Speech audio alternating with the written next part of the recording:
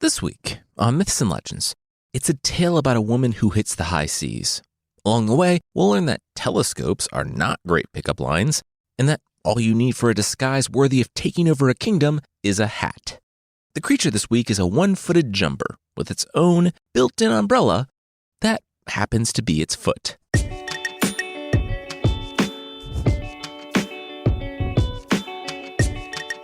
This is Myths and Legends, episode 246, Pretty Pirate.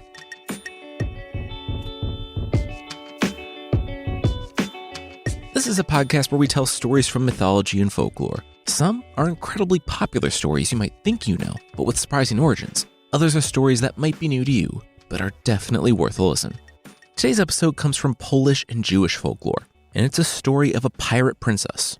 I don't want to give too much away, so we'll just dive right in, with a small group of people on a journey through the woods.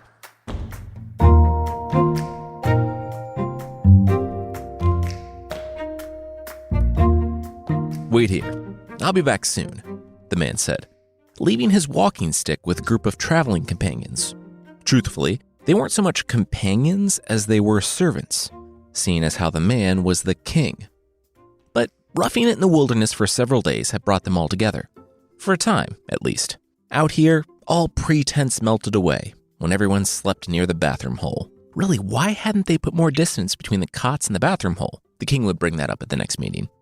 Anyway, the king straightened his shoulders, fluffed his hat hair, and eyed the cave opening at the top of the last climb. There it was, the sorcerer's cave, the beautiful lair where the childless ruler would ask for an heir. It was his last chance. I mean, nobody really goes into a place called a sorcerer's cave if they have other options. The group said goodbye, and off the king went. The climb proved more difficult than he anticipated, and more than once he took a slight misstep, but soon he stood at the mouth of the cave. Just before he stepped inside, however, a voice to his left made him jump. Ha ha ha! Where do you think you're going, big guy? Around the corner came a man with oddly similar hat hair, an air of regality, and impossible, a superior beard? Bow to the king commanded. Beard guy only laughed. What's so funny? Bow to the king, beard guy mocked. We're both kings, bud, obviously. There was no other explanation for the magnificent beard, and also the trail of attendants holding royal banners and the gifts lined up behind him. Well, great. This was awkward now. Except it kind of wasn't. The second king bellowed with open arms. There was only one reason for kings to visit this particular cave, and the sorcerer within. They must both be childless. This is where you came to buy babies. I mean, conjure babies? How did this whole process work, actually? Regardless, they were going to come away from here with some heirs. And so, both kings linked arms and entered the cave together.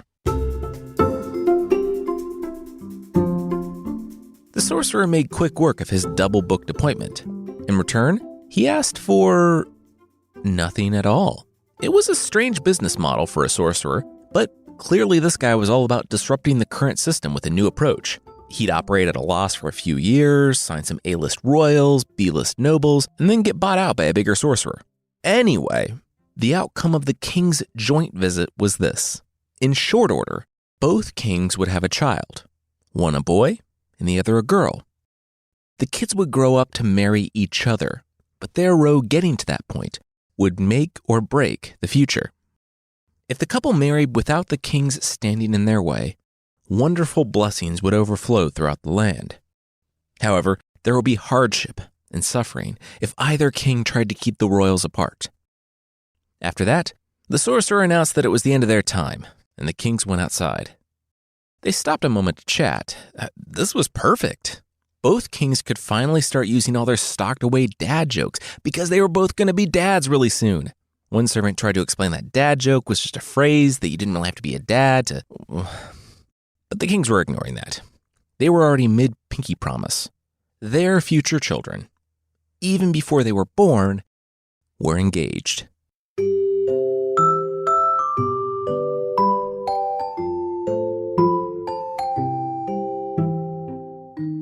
Class dismissed, Professor S announced as the bell rang, all the students shuffled outside, and the instructor sank into a chair with a grin.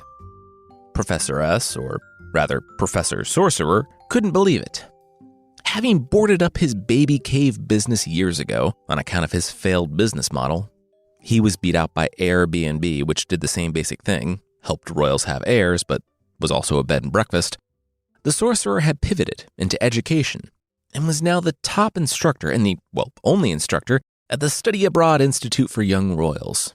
And it just so happened that he had taught 2 new students today, a prince and a princess. He recognized their names immediately and knew them to be the children of the 2 kings he'd seen long ago. It made him feel old and proud of his prior work, but mostly old. Semester after semester, the prince and the princess took classes together and spent all their free time by each other's side.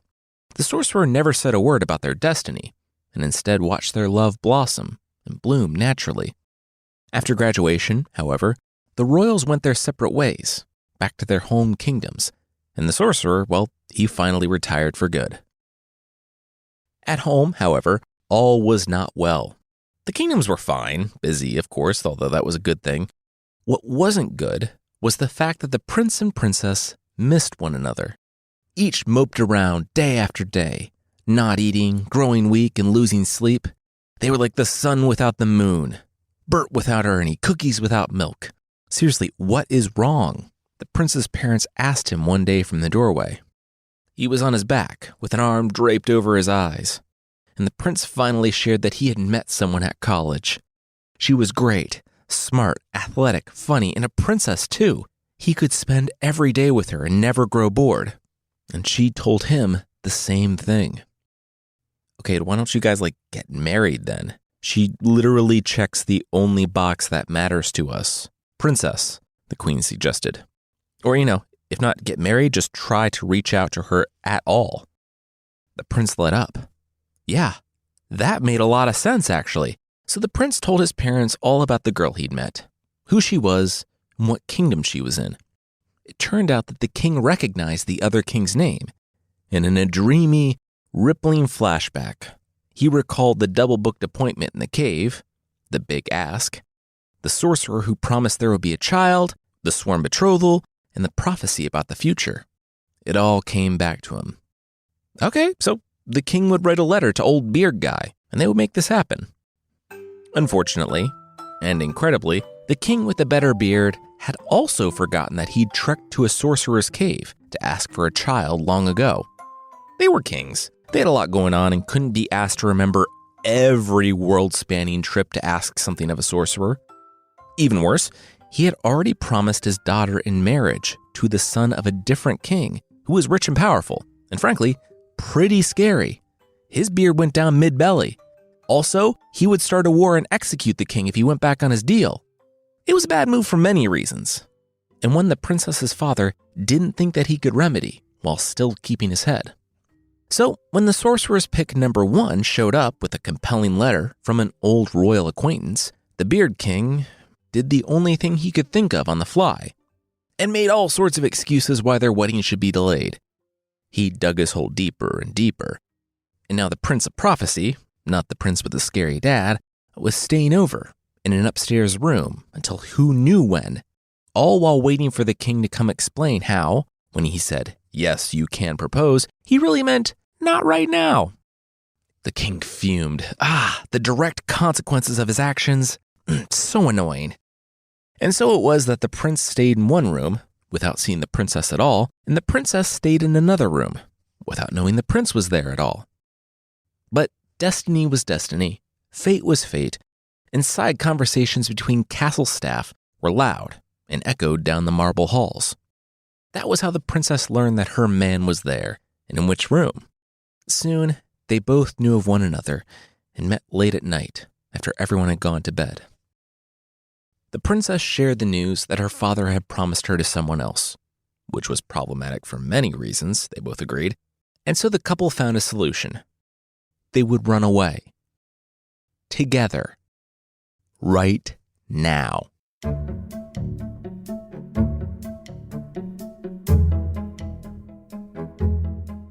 We'll catch up with the runaway bride and runaway groom, but that will be right after this.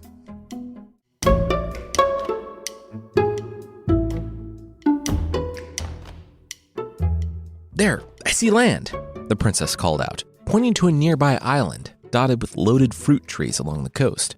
She and her love had stolen away in the middle of the night on the visiting prince's ship. Just them, alone at last. It was great.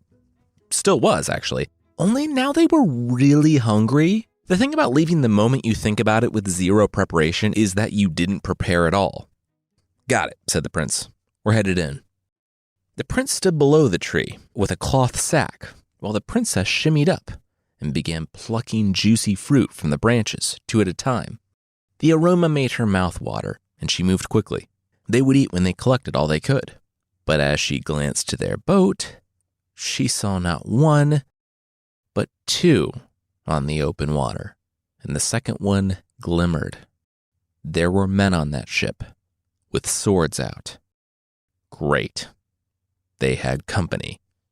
It was a merchant's son, leading a large group of burly, no-nonsense types onto the beach. The princess had told the prince to hide in the bushes. But here, take her royal ring, and don't come out for any reason. The man, from the ship docked in the harbor, crunched in the sand. Oh, hey there. He had spotted her from the sea, with his telescope here. He was, on his ship. He was a merchant's son. He had lots of silks, spices, citrus so they don't get scurvy. He was the complete package. How about she come down from that tree? They could get her something to eat, and she could become his wife. The princess said that she was okay with the first 2, not so much with the last part. She was kind of in a serious thing. I would hope it's serious, the merchant's son beamed. They were engaged after all. Here, if she wasn't going to come down by choice, he was going to chop the tree down so his betrothed could careen safely toward the ground. The princess could read the room, or beach. She knew the implication of what the merchant's son was saying. Either she comes with him, as his betrothed, or he was going to cut her down from the tree and take her aboard as his prisoner. She descended the tree, eyes on the bush where her actual betrothed was, praying that he made the smart decision, and stayed put. In the end, she took the hand of the merchant's son, but only on 2 conditions. 1, that the young man not try any funny business until after the wedding, and 2, that he stop asking who she was or where she came from. After the wedding, she would tell all. But not yet. Done, the young man beamed, motioning her aboard his vessel. His first kidnapped bride. His parents were going to be so proud. By the time they docked, the mood on the deck had lightened considerably. Laughter and music floated on the wind, and the princess set down her instrument. She'd been thinking, in order to start things off with her future in-laws on the right foot, what if the son went on ahead to break the news of their engagement alone, so they weren't taken off guard by him wanting to marry some nobody he met on an island. The young man thought a moment. Yeah, that might be good. And she would just, I'll wait here on the boat, she smiled. The merchant's son moved to kiss his fiancée, but she stepped away. Not until the wedding. Once the merchant's son disappeared into the crowd, the princess turned to the crew that remained with the ship. She was getting married. How about they celebrate with a drink? Or 10. The merchant's son returned a little while later, with his entire family in tow, except the boat was nowhere to be seen. This is what you wanted us to see, son? The merchant grunted. 'Cause I'm seeing a whole lot of nothing. And it was true. The ship, the merchant's merch, and this fabulous fiancé that definitely existed was gone. All along the deck, the crew lay in various degrees of drunken stupor and sleep. It was a complete bungle, so much so that the merchant decided right then and there that he was disowning his son. He kicked him out and forced him into a life of begging. In one instant, he who had so much found himself with nothing at all.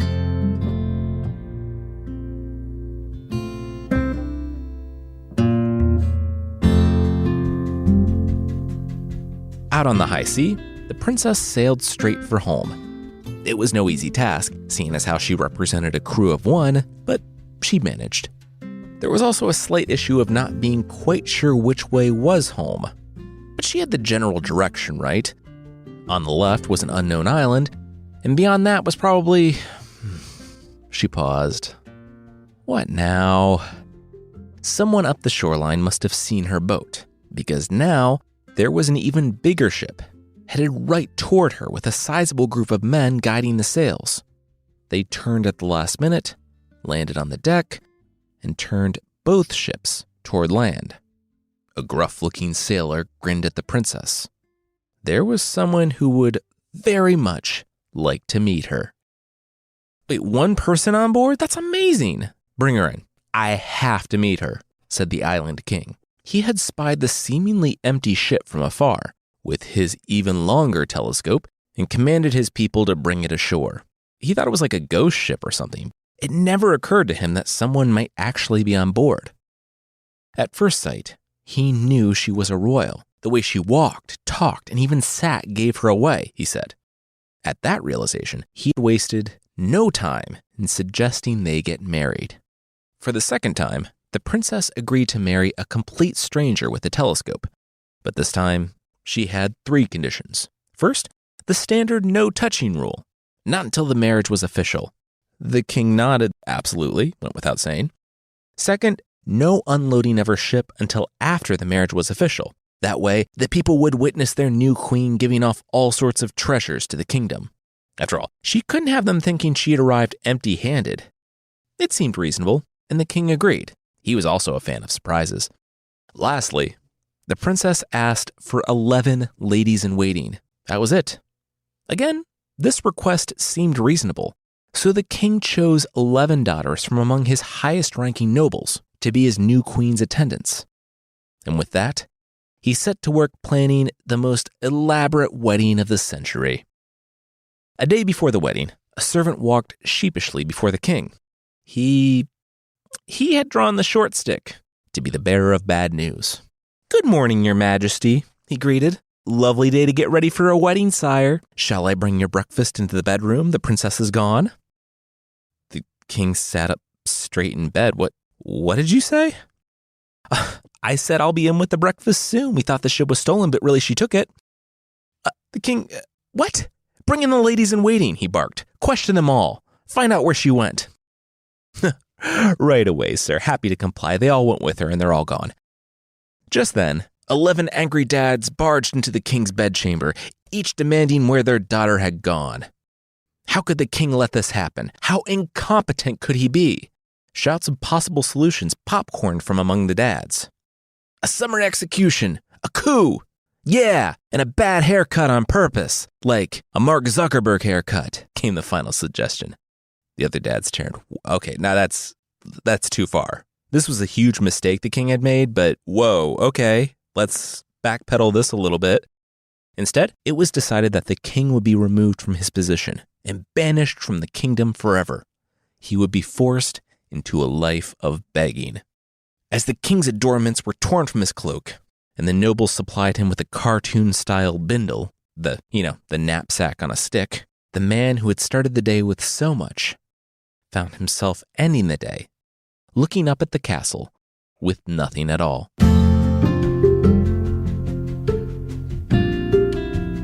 We'll catch up with the princess and her new friends, but that will be right after this.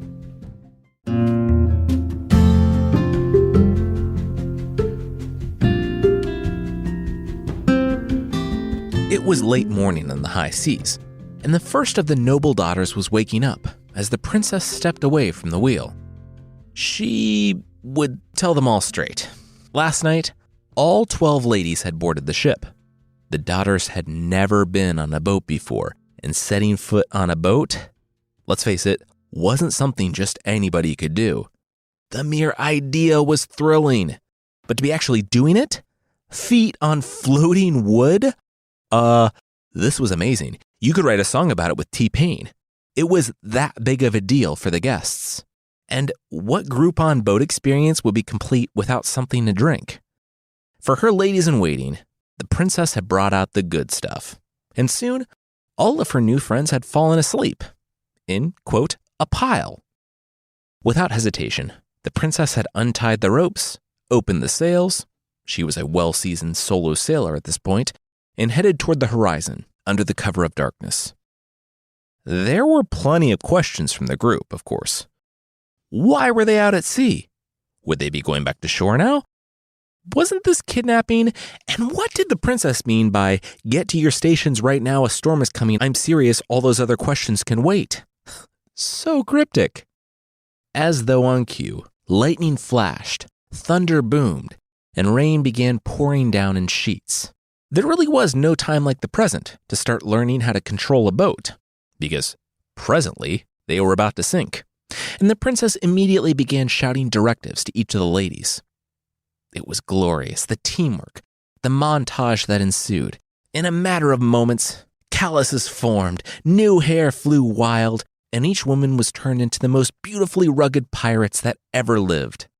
It was an experience primed for a masterclass, but there was no time to work out a deal because before they knew it, they had come to another island. Supplies were running low, so the pirates headed inland to gather food. In a matter of minutes, a handful of menacing guys had jumped from their hiding places, waving their swords like madmen. It was an ambush. They said they were pirates. The princess drew her own sword and shouted back, no, they were pirates. Tensions hung in the air until, one by one, the men stepped out of their fighting stances. Wait, they were all pirates. Suddenly, this was like the first ever pirate con, which is actually a thing. They were complimenting each other's outfits, comparing weapons, discussing loot. It was awesome. That is, until one of the men snapped out of it and jumped atop a large stump, demanding silence. They would see what the boss man had to say about all this. Standing before their chief, the princess explained that while they were all pirates here, each group existed due to differing tactics. The guys used force, but the women used brains, wisdom, subterfuge. Together, they would be unstoppable. And what do you know? There are 12 of us, 12 of you, the princess said in closing. The chief's eyes grew wide. Oh, yeah, she was right. They had enough for a full soccer team and a coach. Each. To the field, boys, the chief shouted. Boss, yeah, one of the pirates whispered. I think she meant that we could, couple up. And so it was decided. Naturally, the chief and the princess were the power couple, and the rest worked themselves out. To sweeten the deal further, the incoming pirates offered to divvy up their ship full of goods among the pairs. Love and riches for all? This called for a celebration. I mean, they were pirates, so very low celebration bar. But, this met it. Long into the night they partied, and all the while, the men gulped the wine while the women sipped, and eventually the hosts fell into a deep sleep. The daughters looked to the princess, waiting for their signal. Each one had a man and a plan. They also had daggers. Hours later, the princess and her ladies-in-waiting stood watching all the merch from their ship grow small in the distance and disappear. For a while, no one said a word. Their dresses, the goods for sale, all of it was gone. Well, good job, ladies, the princess said at last.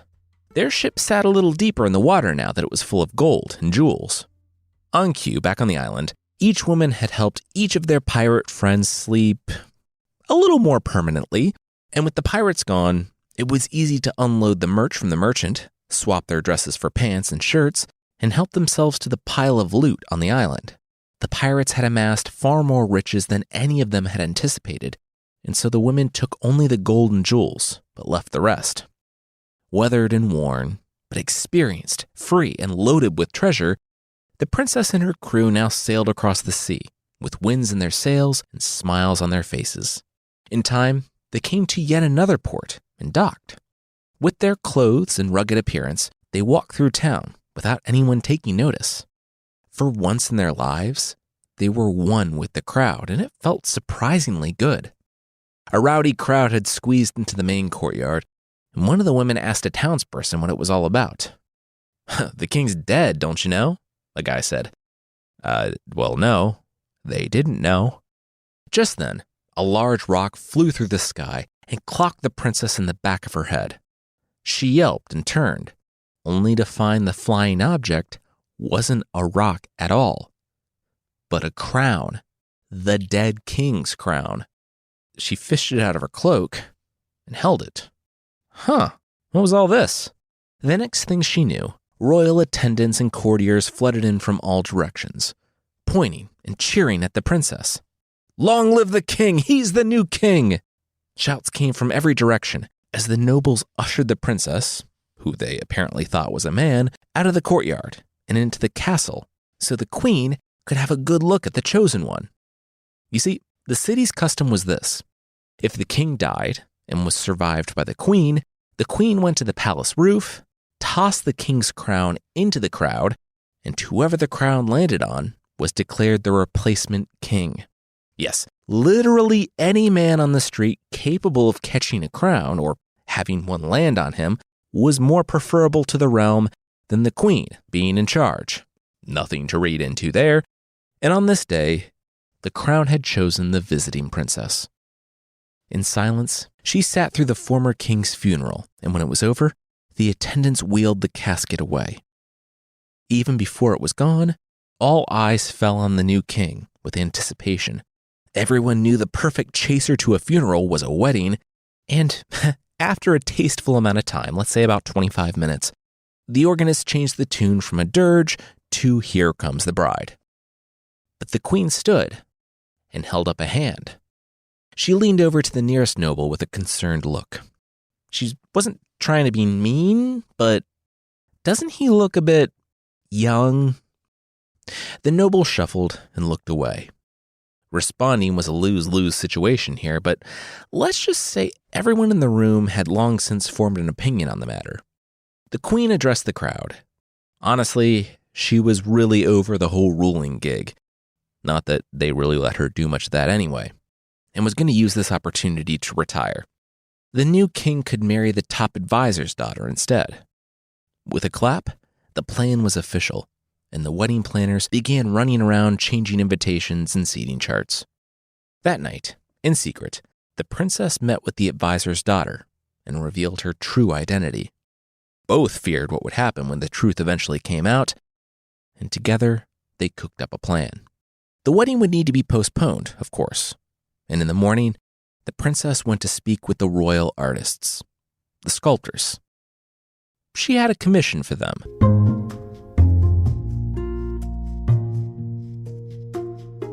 "Hands up, yeah you're coming with us." Trumpets sounded, and soldiers marched not one, not two, but 3 arrested citizens to the palace court. The decree had been as clear as it was strange, and if you broke the rule, you had to pay. Laughing, the soldiers kicked all 3 men to their knees, and the court fell silent, waiting to hear the heinous crimes this trio had committed. These 3 had broken the law, and it was utterly disgraceful. They had dared to show emotion of any kind, in public, and in response to impeccable works of art. How dare they? All around town, on every corner and everywhere people looked, the new king had ordered a placement of a bust in his likeness. He'd ordered so many of these things that the royal artist had chiseled hundreds of statues. They turned out well. The rule was that nobody, and I mean nobody, could make a scene about how these sculptures looked. If you did, you ended up right where this trio stood, in court and in major trouble. "I recognize you, Your Majesty," said one. "I have searched far and wide for you," said another. The third remained overtaken by emotion, but smiled as his eyes welled with tears. Each was asked to share his story, and so they did. It was the dethroned king, the disowned son, and the husband-to-be foretold by the sorcerer many years ago. Each had found their way to this very city, and when they saw the king's chiseled jawline, his brow, his cheeks, eyes, the whole image, it couldn't be mistaken. it was the princess underneath. Naturally, one started dancing in the street, one shouted with joy, and one had fallen to his knees, weeping. "I see," the princess said. She and the advisor's daughter stood and addressed the crowd. There would be no sentencing on this day, for these citizens had done exactly what she had hoped. The princess took off her hat, and the crowd gasped. Wait, their new king was a princess? This was crazy. How had they not known she was a princess the entire time with just a hat? A woman ruling. Well, this challenged their prejudices in a way that made them think differently about the world. Come to think of it, it was kind of mind-blowing how a simple hat changed a person.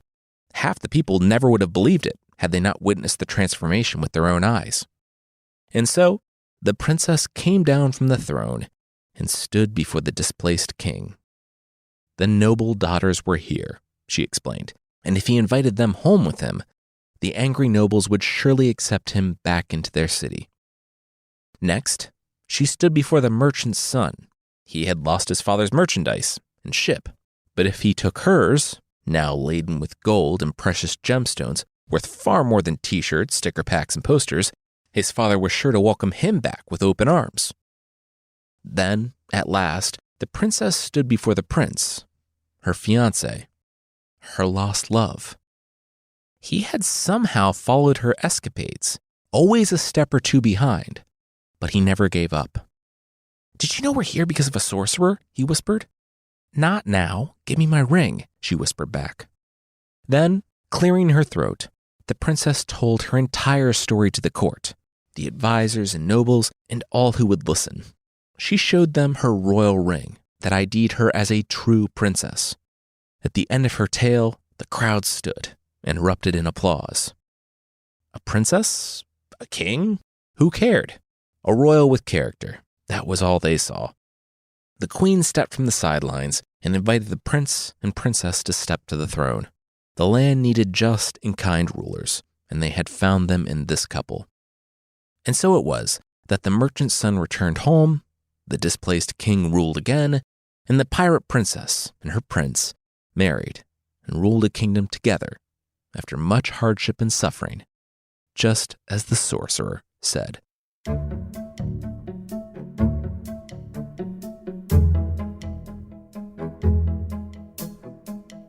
And that's the story of the Pirate Princess, inspired by the 19th century work penned originally by Rabbi Nachman of Bratslav. We hope you enjoyed it. If you'd like to support the show, there's a membership thing on the site. For less than the price of a plastic, battery-operated, yodeling pickle, you can get ad-free versions of the show and special bonus episodes that will also give you hours of entertainment without a briny odor. But doesn't include yodeling, so sorry about that. For more info on the membership, check out mythpodcast.com/membership.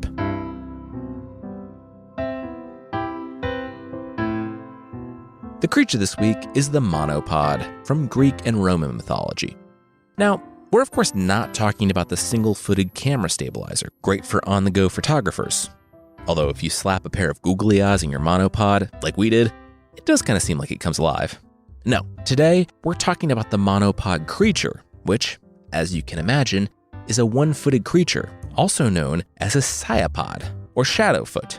Basically, it looks like a human on top, but below the waist, it tapers into one enormous thigh, a calf muscle, and the biggest foot you can imagine. Like, think of the biggest foot you've ever seen, not even close. Because have you ever seen a foot the size of an umbrella? Exactly. In looking up pictures of the monopod, 3 conclusions can be made. 1, it appears difficult for the monopod to find suitable clothing. It's often drawn wearing nothing at all, although maybe it's just laundry day in every drawing. Who's to say? Secondly, this creature loves to do yoga. Loves. It's always drawn holding its leg straight up in the air, like you'd hold an umbrella or a parasol, hence the shadowfoot name.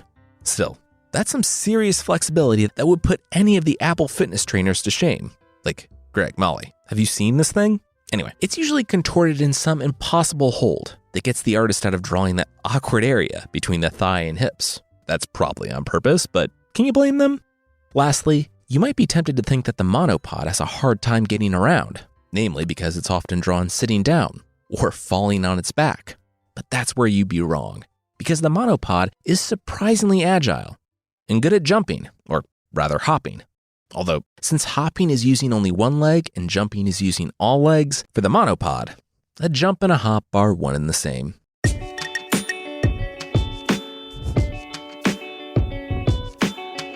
That's it for this week. Myths and Legends is by Jason and Carissa Weiser. Our theme song is by the band Broke for Free, and the Creature of the Week music is by Steve Combs. There are links to even more music in the show notes. Thank you so much for listening, and we'll see you next time.